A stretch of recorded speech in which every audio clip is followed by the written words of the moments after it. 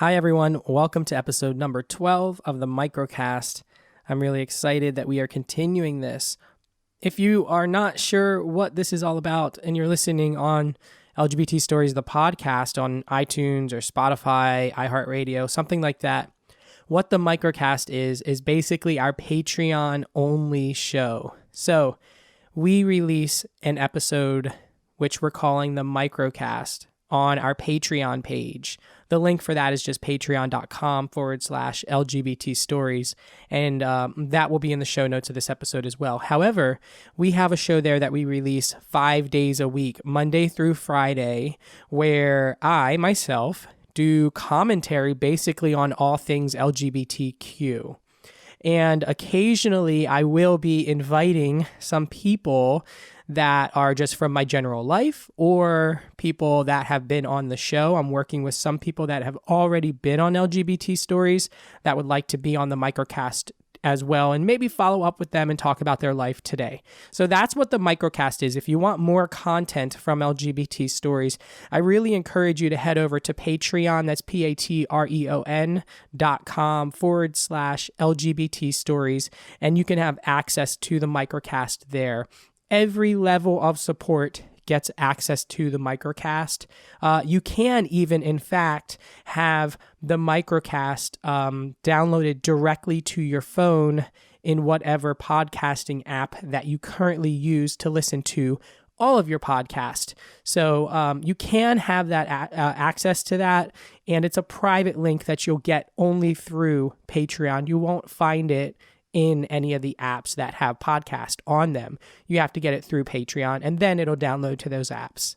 So we are continuing our show, the Microcast, and what we're doing here, it's really broken down, really raw. No music, no nothing crazy. Sometimes you hear my animals, my dog in the background, or my cat, because for some reason when I'm recording this Microcast, they just love to, they love to start talking.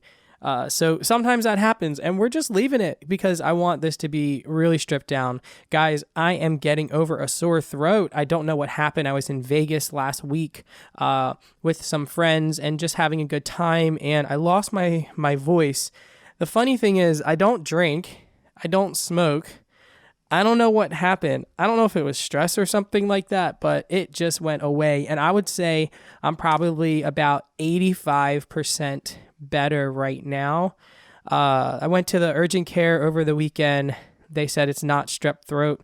Thank God, because that's like the worst. No one likes having that. And the doctor just said I have to let it run its course. So I'm just doing a lot of tea and a lot of water and taking it easy.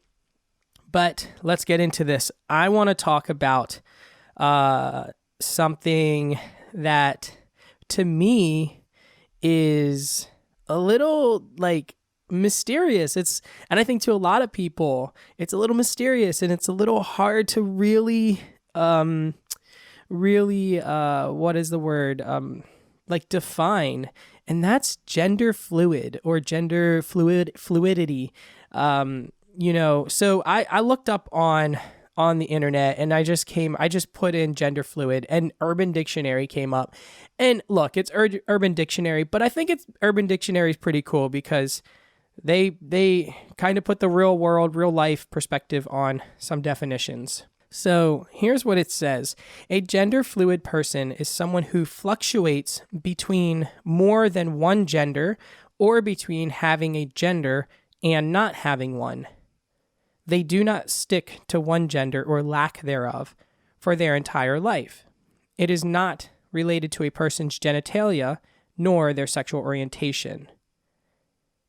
So this is kind of interesting because I think, we live in a time where people are much more accepting of all types of genders and sexualities and activities that people do sexually, the way people are transitioning between genders and I shouldn't say between genders, but like between their outwardly body, because, a trans person is like, I've always been this other gender. It's just, you're seeing me as one thing, which I love. I love that. I love how much I'm learning about the transgender community through this podcast. But we're in a time where so much is accepted and and valued and appreciated. But one thing that for me just continues to be a little bit hard to like I said, put a pin in is gender fluidness or queerness. The other day, about a couple weeks ago, I was talking on the phone with my mom about the show, and I said, oh, my podcast, LGBT Stories. And she said, what is the Q? She either said, what does the Q stand for? And I told her, or she said, or or she asked me, I don't remember, but she basically said, why would anyone want to be called queer?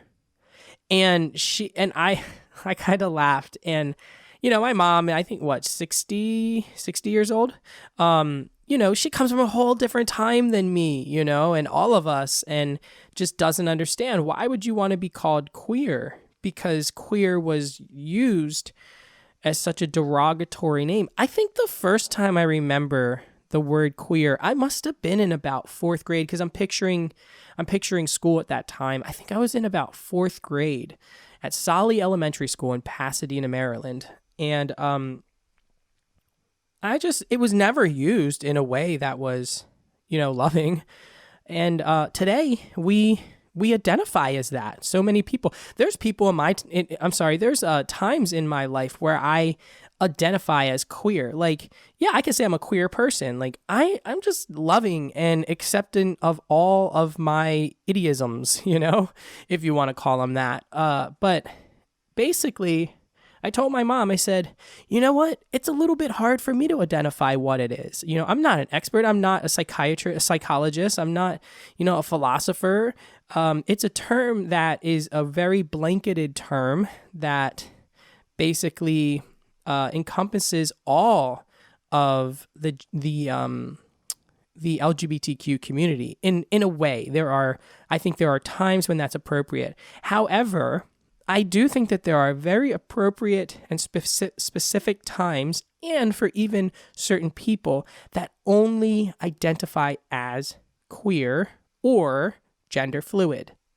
And what that looks like is someone who, like Urban Dictionary talked about, sort of fluctuates between I identify as male at this point in my life, or at this time, or I identify as female, or I don't identify as anything, non-binary.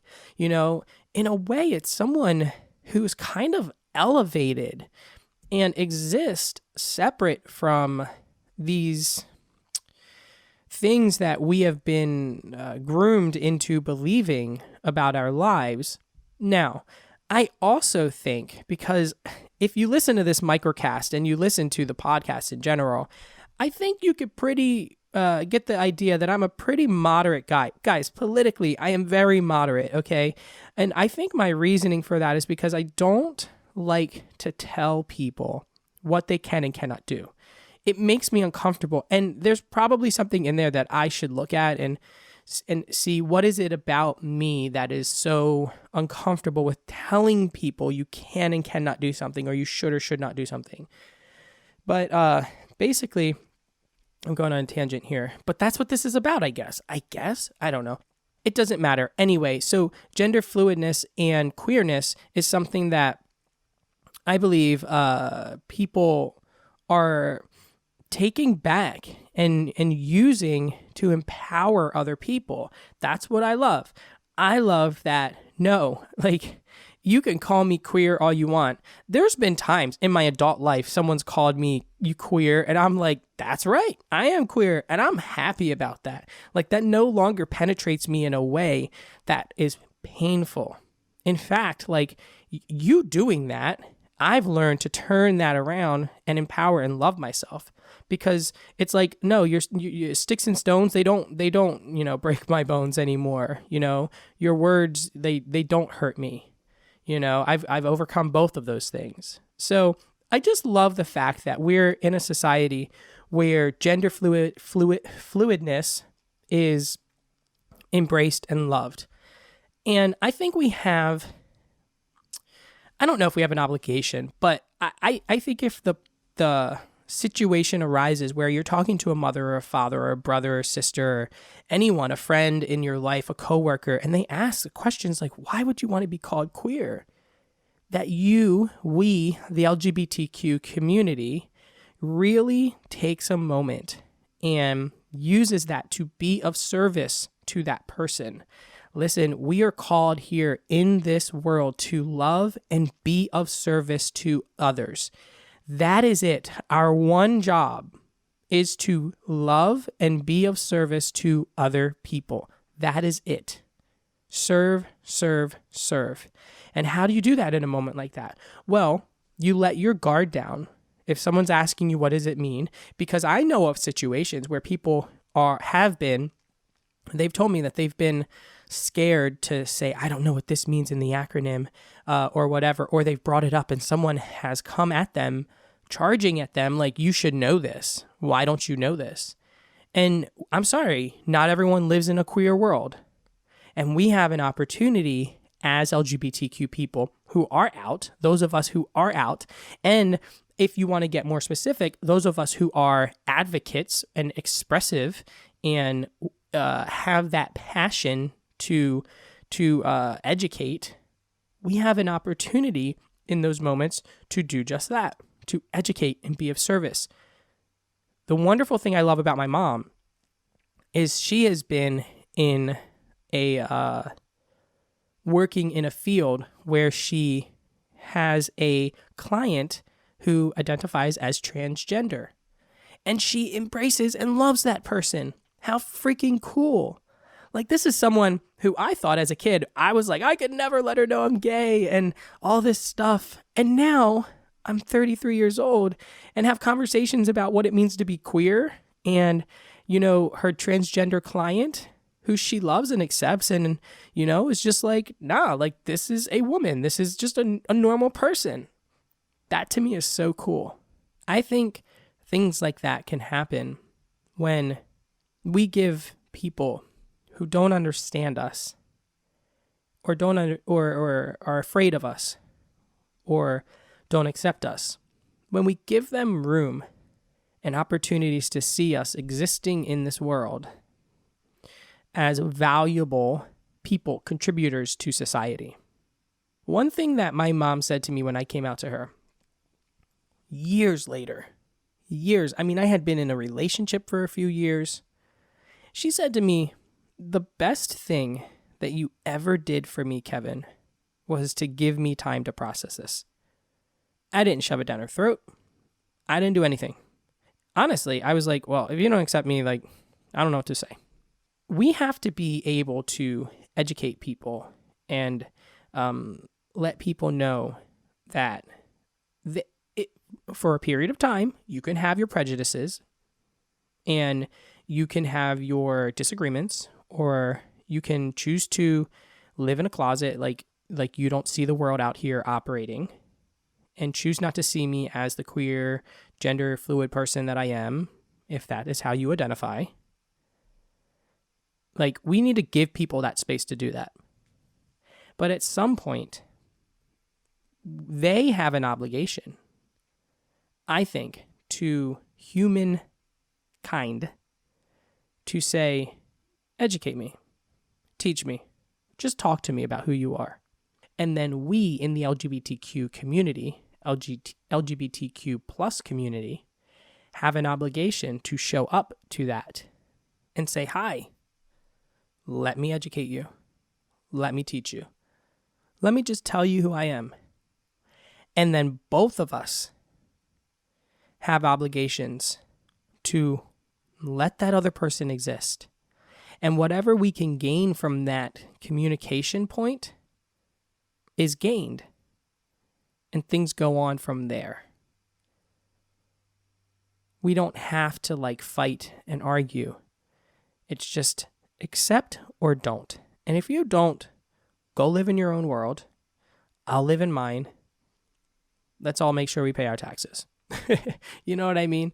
I don't need you to be in my life, and you don't need to be in mine. And if you do accept, let's all pay our taxes, and let's just have a good life. It's just that simple. It's just that simple. So I know this went to another place, but I guess that's what the microcast is all about. I want to know, did I get anything wrong? Did I get anything right? Did I say something or have a viewpoint that is different than yours? I really encourage you guys to, if you're on Patreon listening to this, make sure you comment below on this post and let me know your thoughts about gender fluidness and, queerness and experiences that you have and how you identify. And if you're not on Patreon, you should go over there and join the community. It's a lot of fun. People are responsive there and they are having conversation, and I love that. And it's a really personal way that, we can connect with each other. So the website is Patreon, patreon.com/LGBT Stories. And that'll take you right there and you can join the community. And the link will also be in the show notes. Guys, make sure you tune in tomorrow on the podcast on iTunes, Spotify, iHeartRadio, Stitcher Radio, Podbeam, Luminary app, Google Play, everywhere Google Podcasts that there are podcasts, you can find LGBT Stories. Make sure you join us tomorrow because we are having someone on the show who is a listener of LGBT Stories, a contributor to LGBT Stories, and someone I'm learning to call a friend of mine after she has recorded her story. I'm excited for you guys to hear it, for you to hear someone who is in the Methodist church community and her experience around being a LGBTQ person and working for the Methodist Church during a time where that community itself is going through major transitions because of the back and forth turmoil between should we accept LGBTQ people or not. So make sure you tune in tomorrow on the podcast. Make sure you're subscribed. And if you haven't rated us on iTunes, please do that. I love sharing those on our social media. You can find our Twitter is LGBT Stories. Our handles for Facebook and Instagram is Our LGBT Stories, and our website is www.ourlgbtstories.com. I love you all. Keep loving one another,